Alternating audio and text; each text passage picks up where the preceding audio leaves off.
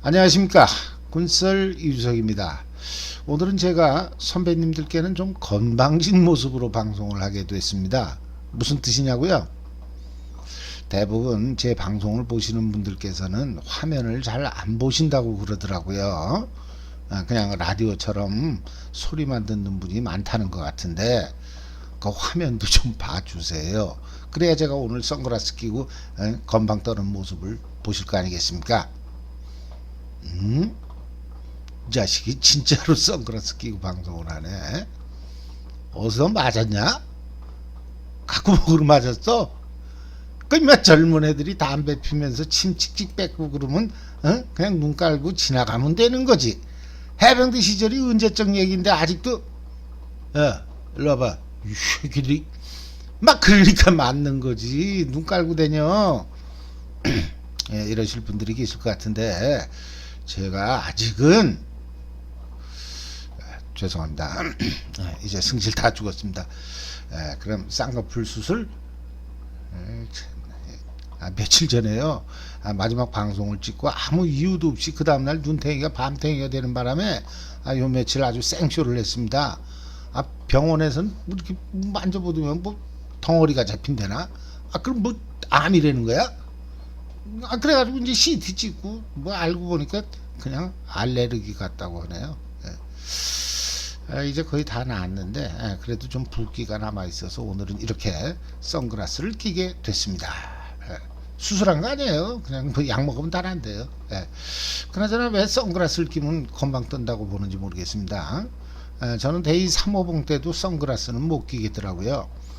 가끔 끼긴 꼈는데 선배들이 보이면 바로 벗었습니다. 뭘 끼긴 끼고 뭐 벗고 그래요. 오늘 말이 좀 이상하네요. 그래가지고 이제 선배들 앞에 내가 이제 선글라스를 딱 끼고 하면 그 양반들이 뭐 말은 안 해도 그런 소리가 들리는 것 같아요. 요즘 새끼들은 대위가 무슨 뭐 장군이라도 되는지 안다니까. 뭐 그런 소리 할 게 뻔하잖아요. 그러니까 아예 그냥 벗는 거예요. 그러고 보니까 저 역시나 제 앞에서 선글라스를 끼고 있는 후배를 본 적이 없는 것 같습니다. 만약에 후배가 제 앞에서 선글라스를 끼고 있으면 저는 이 쉐키니 뭐니 그런 좋은 말로 안 하죠. 새끼가 좋은 말이냐고요? 그 정도면 저도 후배들을 뭐 최대한 대우해 준 거예요. 욕도 말인데 말로 안 하면 뭘로 하겠어요. 다 아시면서. 근데 80년대 그 해병들 중에서는 휴가 나가서 위장복 입고 선글라스를 꼈다는 분들이 제법 계시는 것 같습니다. 아무튼 오늘은 저 역시나 이런 모습으로 방송을 할 수밖에 없는데 이제 거의 다 나았으니까 다음 방송부터는 건방 안 떨고 얼굴 까고 방송을 하도록 하겠습니다. 이것도 까기는. 자, 그럼 오늘의 본론, 해군사관학교 출신 최초의 해병대 사령관 공정식 장군의 사연을 소개하겠습니다. 오늘 내용은 정채호 선배님께서 쓰신 화면에 보이는 해병대의 명인 기인전이라는 책의 내용에 제가 중간중간 상세한 보충 설명을 드리는 방식으로 진행을 하겠습니다. 이 책을 쓰신 정채호 선배님은 잘 아시는 바와 같이 해병대 관련 많은 책을 집필하신 분인데 1951년 8월 해병대 특과 2기 장교로 임관하신 다음 70년 3월 중령으로 예편하실 때까지 해병대 주요 부대의 정훈 참모를 역임하신 분입니다. 그럼 시작하겠습니다. 책에서는 다음과 같은 설명으로 공정식 장군을 소개하고 있습니다.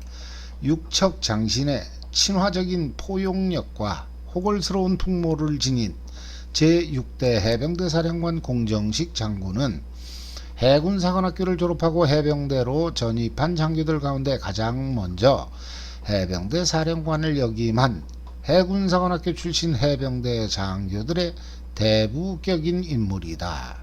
1925년 경남 밀양에서 출생하여 마산상고를 거쳐 해군사관학교 1기로 졸업했다. 여기서 제가 보충 설명을 드리면 해군사관학교 1기로 졸업 임관을 했는데도 불구하고 해병대에서는 제6대 사령관이 됐다? 그럼 초대 신현준 사령관부터 제5대 김두찬 장군까지는 해군사관학교 출신이 아니라는 뜻이죠. 많은 분들은 이 해군사관학교 1기 공정식 사령관 이전 5명의 해병대 사령관들이 해관 출신인 걸로 잘못 알고 계시는데, 해관 1기는 1950년 1월에 임관을 했기 때문에 해사 1기보다는 만 3년 정도 늦습니다. 더군다나 해사 1기는 임관 후 채 3년이 되지도 않은 1949년에 이미 계급이 소령이었습니다. 그러면 해관 1기가 들어오기도 전에 소령이었다는 뜻이잖아요. 건국 및 창군 초기라고 해도 3년이 안 돼서 계급이 소령이다. 상당히 빠른 거죠. 참고로 해군사관학교 역시나 초창기에는 4년제 교육이 정착되지 못했기 때문에 표에서 보시는 바와 같이 해사 1기생의 경우에는 1년 과정, 그 이후로 2년, 3년 이렇게 점차 교육기간을 늘려가다가 완전히 4년제로 정착된 시기는 54년에 임관한 해사 8기부터인 것 같습니다. 다시 본론으로 돌아가면 당시 육해공군 해병대에는 거의 공통적으로 식민지 시절 일본군이나 관동군 등에서의 경력으로 한국군 장교 기수 없이 특임, 즉 특별 임관의 형식으로 임관한 분들이 많았습니다. 이상의 내용을 정리하면 해관 1기가 임관할 당시 이미 소령 계급이었던 해사 1기가 해관 1기보다 늦게 해병대 사령관이 될 수는 없는 겁니다. 실제로 1964년에 제6대 사령관이 되신 공정식 장군은 1971년에서야 제9대 사령관이 되신 해관 1기 이병문 장군보다 5, 6년 먼저 해병대 사령관이 됐습니다. 다시 말하면 제1대부터 제5대까지의 해병대 사령관은 해사 출신도 아닌, 그렇다고 해관 출신도 아닌 특임 장교들이 역임했다, 이런 뜻입니다. 육군사관학교의 경우에는 몇 기부터를 진짜 육사로 인정하느냐, 또 육사 1기 출신 참모총장 중에는 일본군 장교 출신도 있었기 때문에 육사 1기를 어떻게 보느냐 하는 문제가 있습니다만, 어쨌든 육사 1기는 서종철 대장이 1969년 제19대 육군 참모총장이 되었기 때문에 1962년 해사 1기 출신이 최초로 참모총장에 취임한 해군보다는 7년가량 늦습니다. 근데 특이한 건 62년에 취임한 제6대 해군 참모총장 이맹기 중장 이후로 7대 한명수 중장, 또 8대 김영관 대장, 그리고 제9대 장지수 대장까지 모두 4분이 해사 1기 동기생이라는 점입니다. 공정식 장군이 중장 달고 해병대 사령관을 하던 64년에는 해군사관학교 동기생인 한명수 중장이 제7대 해군 참모총장을 하던 시기였습니다. 7, 80년대 이후 해병대 사령관이 항시 해군 참모총장보다 사관학교 기수가 1, 2년 후임인 것에 비하면 60년대 공정식 사령관 시절에는 해군 참모총장이나 해병대 사령관이나 계급은 똑같은 중장, 거기다가 해군 사관학교 1기 동기생, 이런 점은 확실히 지금의 기준으로 보면 특이했던 것 같습니다. 계속해서 책의 내용을 읽어보면, 그는 소해정 302호 대위 계급의 정장으로 근무 중에 있던 48년 10월 중순 서귀포 근해에서 메가더 라인을 침범한 일본인 어선 2척을 납포하여 서귀포 세관에 인계하고 여수항에 정박했던 바로 10월 19일 그날 밤 여순지구에서 육군부대의 반란 사건이 일어나자 즉시 해군본부에 타전하여 긴급 상황을 보고하는 한편, 이른 아침 부두 일각에서 구원을 요청하고 있는 육군 제5여단 참모장 오덕준 중령 등 소수의 장교들이 있기에 그들을 보트로 구출하여 명령에 따라 부사랑 제1부두의 해군본부로 호송한 다음 부산에서 출동하는 1개 대대의 육군 병력이 승선한 수송선을 여수까지 호위하는 임무를 수행한 데 이어 해군에서 긴급히 출동시킨 신현준 중령이 사령관이었던 임시함대에 합류하여 해상으로 도주하는 반란군 소탕전에 임했다. 이게 책 읽는 것도 쉽지가 않네요. 자, 여기서 또 보충 설명을 드리면 여순 사건 당시 반란군은 14연대인데 여수항 부두에 육군 5여단 참모장이 있었다. 이건 48년 10월 여수 주둔 14연대의 반란 당시 진압군으로 출동한 대전의 2연대, 전주의 3연대, 광주 4연대, 그리고 부산 5연대, 대구 6연대, 군산 12연대, 마산 15연대. 이 중에서 전남지역 광주의 4연대 및 여수 14연대를 지휘하는 부대가 바로 광주의 육군 5여단이었기 때문입니다. 그리고 또 책에서는 부산항 제1부두의 해군본부 이렇게 소개를 했는데 이건 해군본부가 아니라 해군 부산기지라는 말이 올 것 같습니다. 화면을 보시면 이건 여순 사건 직전인 48년 8월의 해군, 그때는 대한민국 해군이 아니라 조선 해안경비대였죠. 아무튼 이 조직표를 보면 부산에는 부산기지가 있는데 해군본부의 위치를 보면 최초 1946년 경남 진해에 해방병단 총사령부가 위치했고 이후 조선 해안경비대 총사령부 시절에 서울 회현동 구 민학가의 백화점 건물을 거쳐서 해군 총사령부에 이은 해군본부로 개칭했는데 6.25 전쟁 발발에 따라 대전으로 이동했다가 바로 부산항 제1부두 구 항만청 건물로 이동을 했습니다. 그러다가 55년 부산중앙봉을 거쳐 1960년 9월부터 서울 신길동으로 이전을 하고 지금은 충남 계룡시에 육해공 3군 본부가 같이 위치하고 있습니다. 그리고 또 책에서는 이 여순 사건을 진압하기 위해 해군에서 임시함대를 편성했는데 이 임시함대의 사령관이 신현준 중령, 그리고 당시 참가한 함정의 정장 중에 공정식 대위가 있었다라는 설명을 하고 있는데 그럼 신현준, 공정식 이분들의 면면을 보면 해병대가 확실한데 어째서 해군 얘기만 하는 거냐 이렇게 생각하실 분들이 계실 것 같습니다. 하지만 해병대는 49년 4월 15일 창설됐는데 반해 지금 설명하는 여순 사건은 48년 10월의 사건.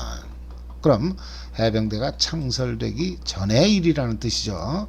아무튼 이 사건을 계기로 신현준 중령이 해병대 창설의 필요성을 손원일 제독에게 보고하고 이승만 대통령의 허락을 받아 해병대가 창설됐다는 것은 주지의 사실입니다. 그래서 제가 아직은 해군 얘기를 계속하고 있는 거니까 왜 자꾸 해군 얘기만 하냐고 따지시면 안 됩니다. 근데 우리 솔직히 까놓고 얘기하면 대한민국 해병대가 해군에서 비롯된 건 분명한 사실 아니겠습니까? 인정할 건 인정해야죠. 자, 그럼 책의 내용을 계속 소개하면 공장군이 해병대에 전입했던 시기는 일사후퇴 직전인 50년 12월 제1연대가 편성될 때였고 초대 대대장으로 임명이 되었던 그는 그로부터 영덕지구 전투와 영월지구 및 화천지구 전투를 거쳐 도솔산지구 탈환 작전에 참가했는데 특히 도솔산 탈환 작전에선 일대대장으로 용명을 떨쳤다. 그럼 6.25 전쟁 중인 50년 11월 이전에 공정식 당시 소령은 해병대가 아니라 해군이었다는 뜻이죠. 하지만 해군 시절 대위 또는 소령 계급이었던 공정식 장군의 전투 경력을 보면 지극히 해병대답다는 느낌을 지울 수가 없습니다. 48년 10월에 여순 사건을 제외하더라도 49년 8월에는 이때는 해병대가 비록 창설된 이후지만 공정식 소령은 아직은 해군이었던 시절이죠. 아무튼 49년 8월 공정식 해군 소령은 북한 황해도 지역을 직접 공격하는 이른바 몽금포 작전을 수행하게 됩니다. 이 몽금포는 지금 지도에서 보시는 바와 같이 제가 표시를 해놨는데 남쪽부터 소청도, 대청도, 백령도, 그리고 그 북쪽에 있는 제가 노란 선으로 표시한 장산곳 뒤쪽이 되겠습니다. 48년 당시에는 군대 내 좌익들이 해군 함정 4척을 납북하고 또 9척은 납북하려다가 실패, 정장이 살해되기도 했고, 육군에서는 8년대 예하의 2개 대대 병력 전체가 좌익들에 의해 월북당하는 사건들이 일어났습니다. 이 와중에 인천항에 정박해 있던 미 군사고문단장 로버트 장군의 전용 보트가 납북되는 사건이 발생했는데, 이 일로 말미암아 해군에서는 대한민국 최초이자 마지막인 전무후무한 대북 보복 작전을 감행하게 되었다고 합니다. 즉 첩보에 따라 몽금포에 정박해 있다는 로버트 장군의 보트를 되찾아오기 위해 한명수 소령과 공정식 소령 등이 주축이 돼서 5척의 함정으로 이 몽금포를 직접 공격하기에 이르렀는데, 한명수 소령이 적탄에 맞아 부상을 당하자 공정식 소령의 통영함이 한명수 소령의 함정을 향해 돌진하고 함소령을 구출하면서 적 함정 4척 대파, 그리고 해군임에도 불구하고 6탄전까지 마다하지 않는 투혼으로 북한군 5명을 생포하고 아울러 북한 경비정까지 납포해서 귀환한 작전입니다. 아쉽게도 미 군사고문단장의 보트는 북한이 이미 평양으로 옮겨놔서 탈환에는 실패했는데, 아무튼 이 전투는 앞에서도 말씀드렸듯이 대한민국 전사 중에서 유일무이하게 전무후무하게 우리 쪽에서 가해진 대북 보복 공격이라는 점입니다. 한명수 소령과 공정식 소령은 서두에서도 말씀드렸듯이 64년 두 분 모두 중장 계급으로 해군 참모총장과 해병대 사령관이 되는 해군사관학교 1기 동기생입니다. 해군에서의 이런 전투를 경험한 당시 공정식 소령은 마침내 50년 12월 해병대로 전과하고 도솔산 작전 등에서 당시 해병대에 하나밖에 없었던 제1연대의 선봉 1대 대장으로서 그때부터 해병대 전투를 치르게 됩니다. 그럼 이제부터는 해병대 시절의 공정식 장군의 일화를 소개하겠습니다. 먼저 중간중간 생략하면서 책의 내용을 계속 소개하면, 영웅호걸은 주색을 좋아한다는 말이 있듯이 호걸스러운 기질을 타고난 공 장군은 삼국지나 수호지에 등장하는 주걸이나 주호들을 무색해 할 대단한 화제를 남긴 주인공으로 알려져 있다. 이렇게 간단하게만 설명하고 있는데 뭐 다 술 관련 내용입니다. 이 내용을 제가 보충하면 60년대 초반 해병대 김포 2여단에서는 요강 파티라는 문화 그 요강에다가 맥주, 소주, 뭐 양주, 포도주, 막걸리, 술이란 술은 다 따라서 마신다는 건데 문화라는 건 좀 그렇죠. 아무튼 공정식 장군은 62년 7월 김포 여단장을 마치고 진급과 동시에 포항 1사단장으로 영전을 하는데, 그 요강에 가득 따라 놓은 술을 다 마시지 못하면 새로운 임지로 떠날 수 없고, 그래서 반드시 그걸 다 마셔야만 했는데, 그러면 그 요강에다가 이제 떠나는 사람의 이름을 써놓고 이렇게 여단장실에 진열하는 그런 전통이 있었다는 겁니다. 책에서 정채호 선생께서도 이미 소개했듯이 좀 한술 하는 공정식 장군이다 보니 그 요강 안에 그걸 다 완샷 하신 모양이에요. 결국 그 다음날 아침에 못 일어나는 바람에 그날 포항에서 예정된 사단장 이취임식에 참석하지 못했다고 합니다. 하지만 그단은 고기룬 사단장의 이임과 신임 공정식 사단장의 취임을 겸한 행사였기 때문에 주한 유행군 사령관, 또 김성은 해병대 사령관 및 이성호 해군 참모총장 등이 열석한 가운데 취임식 없는 이임식으로 행사가 끝날 수밖에 없었다는 겁니다. 이 사고는 당연히 군 정보계통을 통해 박정희 의장에게 즉각 보고됐는데 박 의장은 아무 말이 없었다고 합니다. 하지만 이 일을 계기로 주한 미군 사령관이 앞으로는 어떤 경우에도 요강 파티를 금한다는 명령을 내렸고, 그렇게 해서 한미 해병대의 요강 파티 전통이 사라졌다고 합니다. 그 후 국방부 장관이 된 김성은 사령관으로부터 공정식 장군이 들은 바로는 그 일에 대해 박 의장은 그리 신경 쓰지 않았다고 합니다. 전대미문의 사고를 낸 1사단장을 어떻게 할까요? 라는 해병대 사령관의 질문에 박 의장은 가볍게 장관이 알아서 하시지요 라고 했다는 겁니다. 그 일은 훗날 내가 박 대통령의 술친구로 발탁된 계기이기도 했다. 이렇게 공정식 장군께서 한 언론과의 인터뷰에서 직접 밝힌 내용입니다. 지금 말씀하신 내용이 그 내용이에요. 네.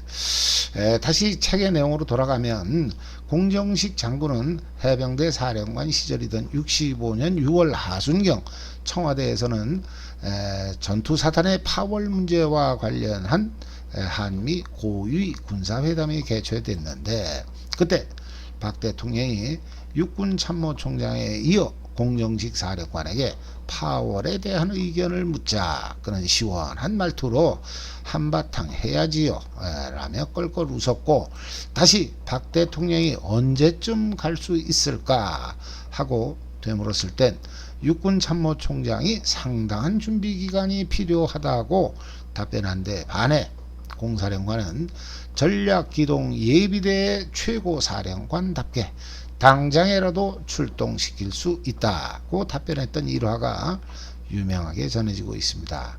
그리고 그로부터 약 1개월 후 합참과 미 8군에서는 해병대의 한개 연대 전투단을 수도사단 맹호부대에 배속시키라는 명령을 하달했는데, 그때 그 명령을 받은 공정식 사령관은 자신의 건의를 받아들이지 않은 그 명령을 이행할 생각을 하지 않고 직접 박 대통령에 건의하여 애당초 자신이 합참과 미 8군에 건의했던 대로 독립작전을 수행할 장군이 지휘하는 1개 해병여단의 파워를 즉석에서 허락을 받음으로써 합참과 미 8군을 어리둥절케 했고, 박 대통령의 허락이 떨어지자 즉시 이봉출 준장을 제2여단장으로 임명하였다.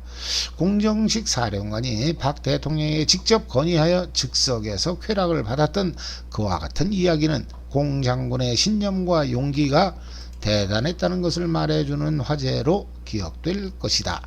이후 66년 6월 제6대 해병대 사령관의 임기를 마치고 예편했던 공정식 장군은 67년 고향인 밀양에서 제7대 국회의원 선거에 공화당 공천 후보로 입후보하여 당선됐는데, 그때 특히 진해 해병교육단에서는 선거 기간 중 많은 장교들이 휴일날 자원봉사를 하듯 밀양을 다녀감으로써 마치 가족적인 행사를 치르는 듯한 분위기를 실감케 했었다 라는 내용도 있습니다.